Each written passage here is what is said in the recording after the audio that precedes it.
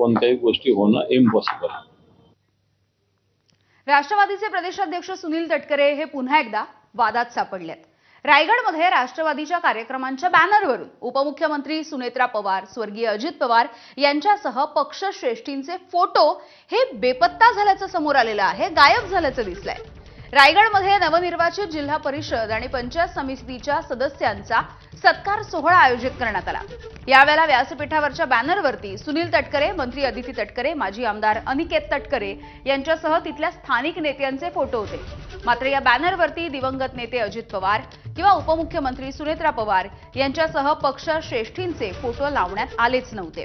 याच बॅनरमुळे सध्या राजकीय वर्तुळामध्ये उलटसुलट चर्चा सुरू झाली आहे. तर रायगडमधल्या याच बॅनरवरून अमोल मिटकरी यांनी नेमकी काय प्रतिक्रिया दिली आपण बघूया.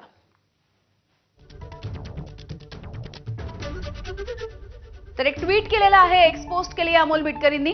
ज्यांच्या नेतृत्वावरती कार्यकर्त्यांचा विश्वास आहे त्यांचाच फोटो हटवला जातोय. हे राष्ट्रवादीचा सर्वसामान्य कार्यकर्ता कधीही सहन करणार नाही. राष्ट्रवादीच्या दैवतांना डावलून स्वतः देव बनण्याचा कुणीही प्रयत्न करू नये. महाराष्ट्र हे सहन करणार नाही असं म्हणत #प्रोटोकॉल असंही त्यांनी लिहिलंय.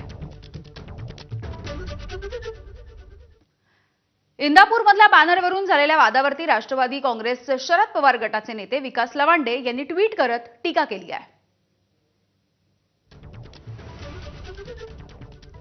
अजितदादांचा राष्ट्रवादी पक्ष ताब्यात घेण्याचे आधीपासूनचेच मनसुबे लपून राहिलेले नाहीत. त्याची सुरुवात रायगडापासून झाली आहे.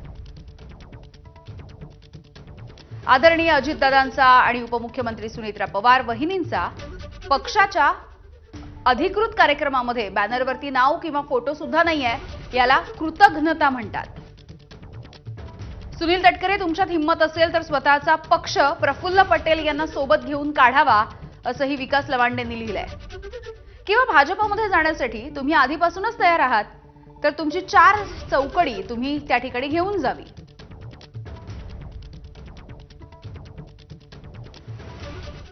पुढची बातमी बघूयात.